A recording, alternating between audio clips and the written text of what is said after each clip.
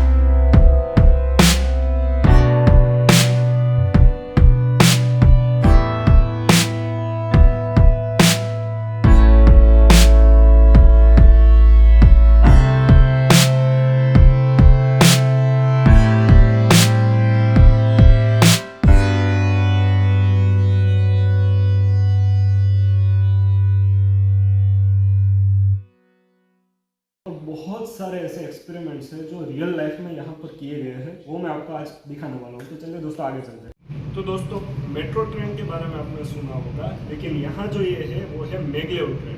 यानी कि वो ट्रेन जो मैग्नेट से चलती है, यानी कि नीचे की जो पटरियाँ है वहाँ पर भी मैग्नेट है और ट्रेन के नीचे भी मैग्नेट होगा, एक धन होगा और दूसरा भी धन ही होगा। जब दोनों सेम ही मैग्नेट है, जब एक सामने आएंगे तो आपको पता है कि अपाकर्षण होगा, तो वो ट्रेन जो है वो अपने आप थोड़ा पटरी से ऊपर चलेगी। तो यही एक कंसेप्ट है इस मैग्लेव ट्रेन का।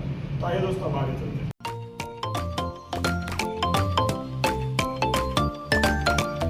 दोस्तों आपने बहुत सारे वीडियोज़ में और बहुत सारी फिल्मों में आपने देखा होगा नॉर्दर्न लाइट्स को, जिससे अरोरा बोरियालिस भी कहा जाता है, जो कि उत्तरीय जो अमेरिका उत्तरीय आर्कटिक प्रदेश है वहाँ पर ज़्यादा देखने को मिलता है। अब वो जो है वो किस बेसिस के ऊपर काम करता है उसके अंदर मैं ज़्यादा जानना नहीं चाहूँगा, लेकिन वो भी एक फिजिक्स के थियोरम के ऊपर ही चलता है दोस्तों। तो आइए सबसे पहले एक छोटी सी क्लिप देखते हैं उन नॉर्दर्न लाइट्स की।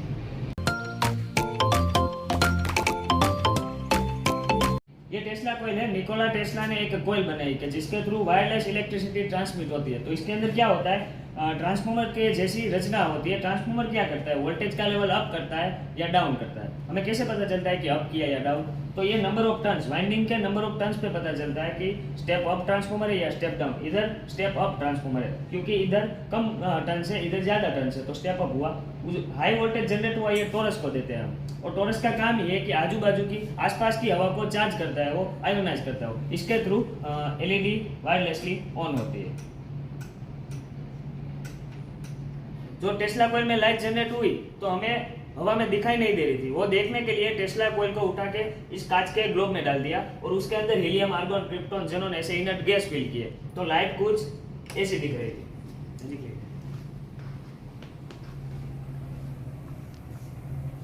और इसे हम लो इम्पीडेंस पाथ प्रोवाइड करें तो कुछ ऐसा होता है। इसे हम प्लाज्मा ग्लोब भी बोल सकते हैं। ये हाइड्रो पावर प्लांट है, काइनेटिक एनर्जी का इलेक्ट्रिक एनर्जी में कन्वर्जन करता है। तो इधर से पानी आएगा और फोर्स में इस प्रोपेलर पर पड़ेगा, उसको बोलते हैं टरबाइन। टरबाइन ये जनरेटर के साथ मैकेनिकली कपल है। तो जनरेटर क्या करता है, वो जब भी घूमेगा तो लाइट प्रोड्यूस होगी। तो देखो इधर से पानी आ रहा है, टरबाइन घूम रहा है, जनरेटर घूम रहा है और लाइट प्रोड्यूस हो रही है।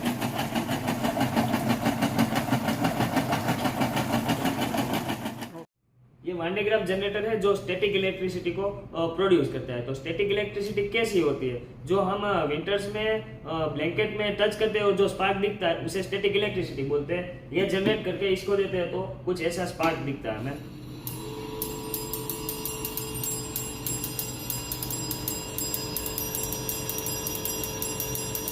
और हम ये वायर निकाल दे, इसका आउटपुट इसे नहीं ह्यूमन बॉडी को दे तो चार्ज हमारे अंदर आएगा और ऐसे ह्यूमन के बाल भी खड़े हो। दोस्तों जैसे आपको पता है कि हम सब मिस्टर बीन के बहुत बड़े फैन हैं, तो मिस्टर बीन में आपने शायद एक एपिसोड में देखा होगा कि वो ऐसे ही साइंस लेबोरेटरी में जाकर ऐसे सारे एक्सपेरिमेंट कर। चलिए आज मैं भी एक्सपीरियंस करता हूँ। फिजिक्स तो हमने पढ़ लिया, तो अब चलते हैं बायोलॉजी के अंदर। तो बायोलॉजी में जैसे हम सबको पता है कि करोड़ों लाखों साल पहले डायनासोर थे, धीरे धीरे वो जाकर लुप्त होते गए और आज कई सारी प्रजातियां जो है डायनासोर धीरे धीरे इवोल्यूशन के चलते आते गए और आज हमें बहुत सारे अलग अलग जीवों में देखने को मिलते हैं। तो आज हम उसी को जानने वाले हैं। ફોર્મેશન ઓફ લાઈફ એટલે કે જીવનની શરૂઆત કેવી રીતે થઈ। પહેલા તો બધાને ખબર જ છે કે પૃથ્વી પણ સૂર્યની જેમ એક ધગધગતા વાયુનો ગોળો હતો। ધીમે ધીમે વાતાવરણમાં ફેરફાર થયો, પૃથ્વી ઠંડી થતી ગઈ, પછી જીવનની શરૂઆત થઈ।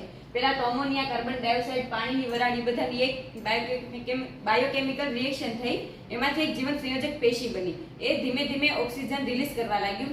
એવી રીતે પાણીની અંદર જીવનની શરૂઆત થઈ। પહેલા માઇક્રો ઓર્ગેનિઝમ, સમુદ્રી ઘાસ, માછલીઓ એ બધાની નિર્માણ થયું। ત્યારબાદ ધીમે ધીમે પાણીમાંથી આખું સજીવ સૃષ્ટિ જમીન ઉપર આવ્યું। એવી રીતે જમીન ઉપર પણ પેલા નાના પ્રાણીઓ એમાંથી બધું ઇવોલ્યુશન થયું અને જે પ્રાણીઓ છે આગળ વાતાવરણ સાથે અનુકૂલિત થતા હતા એ જીવતા ગયા અને જે નહોતા થતા એ બધા સમય સાથે લુપ્ત થતા ગયા।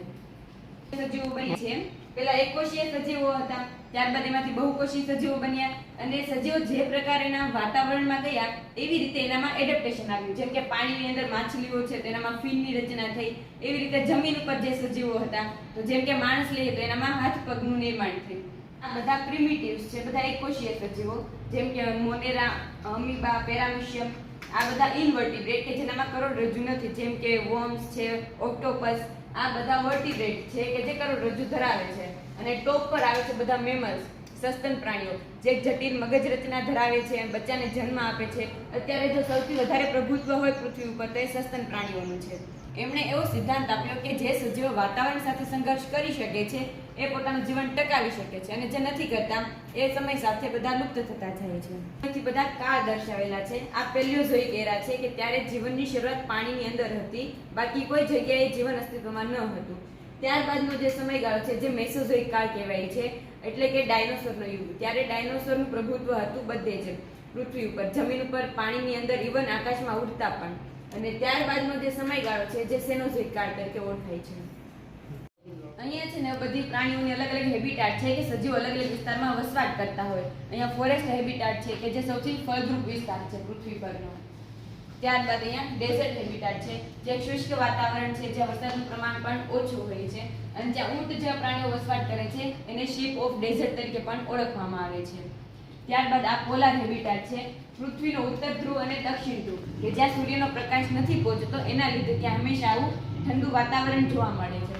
અને ત્યાં જે પ્રાણીઓ વસવાટ કરે છે એનામાં એવું એડપ્ટેશન છે કે બોડી ઉપર વધારે ફર છે, ચામડીની નીચે આખું ફેટનું લેયર છે, જેના લીધે એમને ઠંડીમાં રક્ષણ મળે. ત્યારબાદ અહીંયા છે ગ્રાસલેન્ડ, ઘાસના મેદાનો, કે ત્યાં છે વનસ્પતિનું પ્રમાણ ખૂબ જ વધારે હોય છે.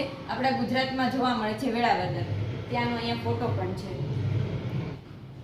અહીંયા બધા એનિમલના સ્કેલેટન છે. સજીવનું શરીર વ્યવસ્થિત સુડોળ રહી શકે એટલા માટે આવી સ્કેલેટનની રચના હોય. આ એલિફન્ટનું છે જે લાર્જેસ્ટ એનિમલ છે.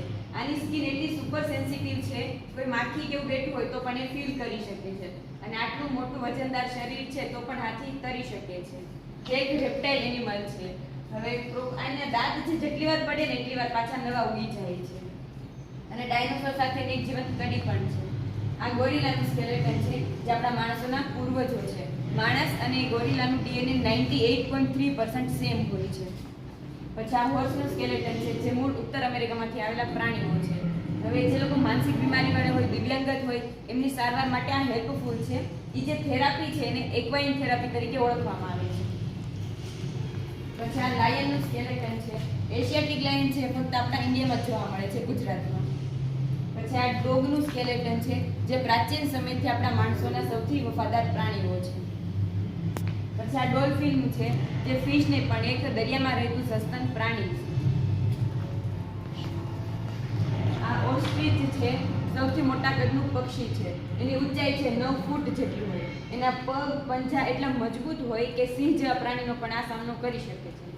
હવે બધા જે સજીવો એ ખોરાક માટે હંમેશા એકબીજા ઉપર ડિપેન્ડ હોય છે. એવી રીતે અહીંયા ફૂડ ચેન અને ફૂડ વેબ છે. ફૂડ ચેનની શરૂઆત છે પ્રોડ્યુસર્સથી થાય છે, જેમાં પ્લાન્ટ હોય છે કે જે ફોટોસિન્થેસિસ કરીને પોતાનું ફૂડ જાતે બનાવે છે. બાકી બધા જ સજીવો છે આવી રીતે એકબીજા ઉપર ડિપેન્ડ રહેતા હોય છે. કે સજીવો છે ખોરાક માટે એક કરતાં વધારે સજીવોનો ઉપયોગ કરતા હોય છે. કે આ ફ્રૂટ છે એને કેટલા બધા ખાતા હોય, એવી રીતે આ સજીવ છે એને પણ કેટલા બધા ખાતા હોય. આવી રીતે ફૂડ વેબ ચાલતી હોય છે. હવે પૃથ્વી ઉપર બધા સજીવોનું સંતુલન જળવાઈ રહે એટલા માટે આવી ફૂડ વેબ પણ જરૂરી છે. સજીવોનું એકબીજાને ખાવું પણ જરૂરી છે. પછી અહીંયા એક્ટિવિટી ઝોન છે. અહીંયા બાળકો માટે આવી રીતે પઝલ્સ છે બનાવવાની. પછી આ વીઆર ઝોન છે કે જેમાં 90 મૂવી છે, જંગલની, ડાયનોસોરની. અને આ બધા એનિમલ સ્પેસિમેન છે.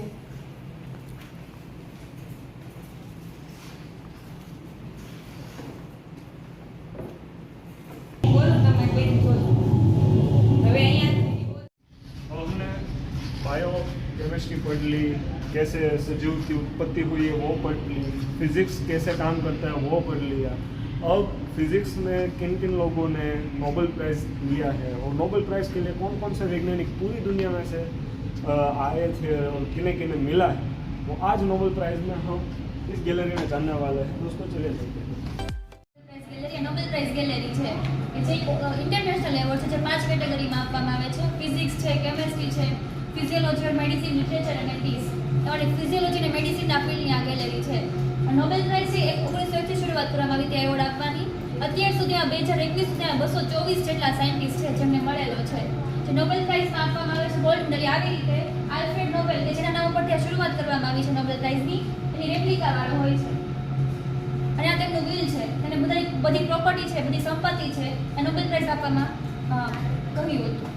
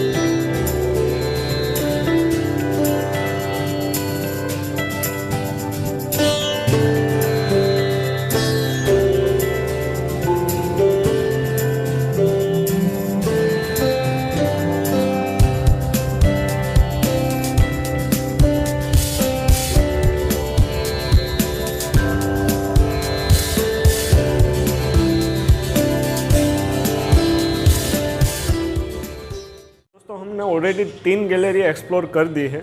चौथी गैलरी में आ गए हैं जो है मरीन एक्वेटिक गैलरी। यहाँ पर आपको समुद्र जीवन के बारे में बहुत ही अच्छी सी इन्फॉर्मेशन आपको यहाँ पर मिलने वाली है। और हाँ, यहाँ पर हम मज़े लेने वाले हैं VR इफ़ेक्ट के।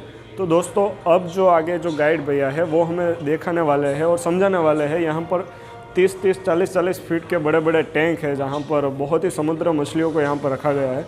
तो आइए दोस्तों एक्सप्लोर करते हैं इस गैलरी को।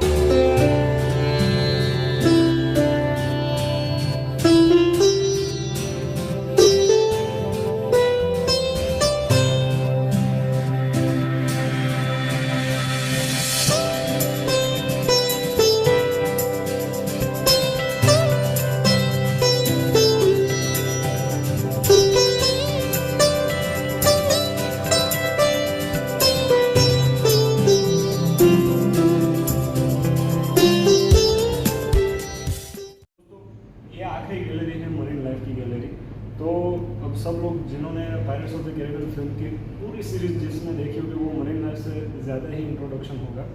तो इस तरफ जो ये है अरिहंत सबमरीन है जो कि इंडियन नेवी की एक बहुत ही बेहतरीन सबमरीन में से एक है। और आपने अगर शायद गाजिएटेड मूवी देखी होगी तो आपको पता चल गया होगा कि सबमरीन के अंदर कैसा सब कुछ सिस्टम होता है।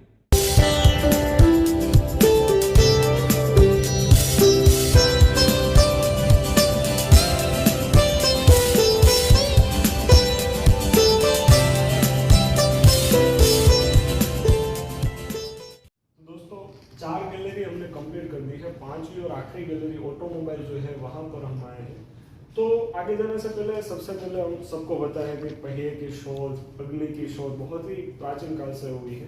तो ये उसके कुछ नमूने हैं जो मेरे पीछे आप देख रहे हो। पहले तो ये रथ है, ये जो आप चित्र देख रहे हो वो खजुराहो का जो मंदिर है वहाँ का है।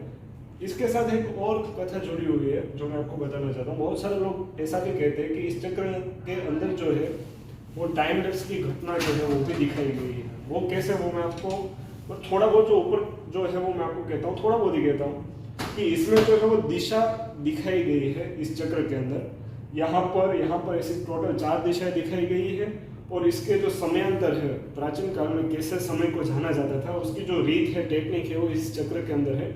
लेकिन वो जब हम वहाँ जाएंगे कभी घूमने तो मैं आपको इसमें डिटेल में बताऊंगा। तो अभी आपको ऑटोमोबाइल्स के सारे पार्ट्स के बारे में, कहाँ से ऑटोमोबाइल्स की शुरुआत हुई है, कैसे हुई है, वो सब मैं आपको आज इसके अंदर बताने वाला हूँ।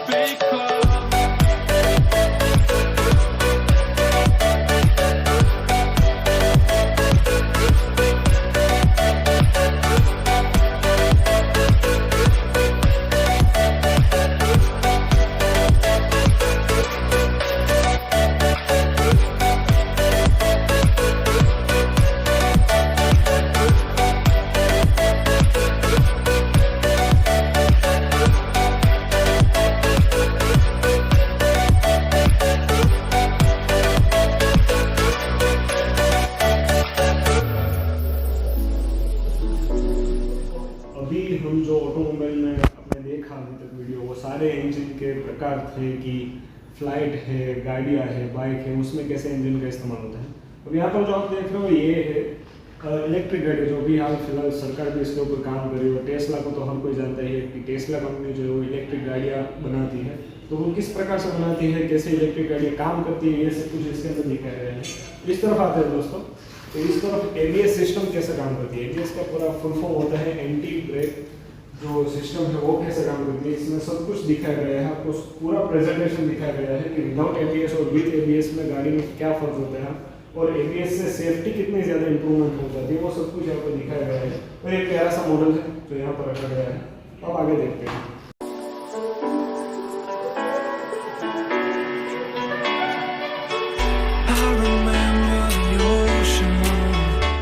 दोस्तों बहुत सारे प्लेन के बारे में हम जानते हैं। अभी बोइंग 777, बहुत सारे बड़े बड़े नाम वाले एयरबस है, फिर फ्लाई एमिरेट्स है, एयर इंडिया है, स्पाइस जेट है, बहुत सारे दोस्तों विमानों के बारे में हम जानते हैं। लेकिन प्राचीन भारत में कैसे विमान हुआ करते थे उसके बारे में यहाँ पर काफ़ी अच्छी नॉलेज और काफ़ी अच्छी इंफॉर्मेशन लिखी गई है।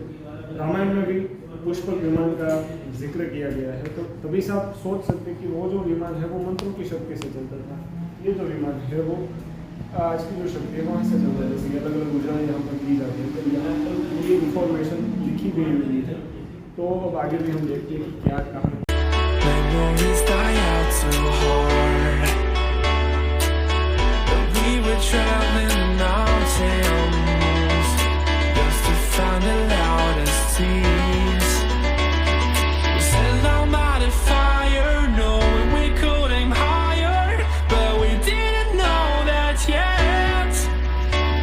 So if you want something to hold on to, gotta find it first.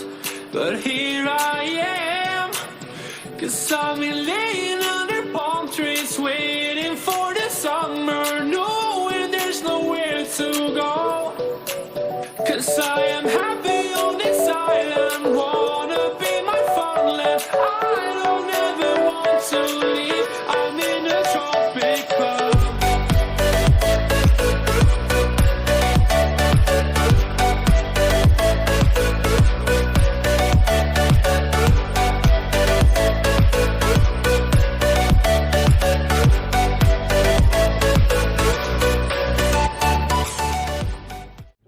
यहाँ तक का ही ये पूरा जो रीजनल साइंस सेंटर है, जहाँ पर हमें 5 गैलरी अलग अलग सब्जेक्ट के ऊपर हमें देखने को मिलती है और काफ़ी अच्छा एक्सपीरियंस रहा आज का हमारा। तो दोस्तों बाहर चलते हैं, फ्रेश होते हैं, फिर मिलते हैं एक नए ब्लॉग में।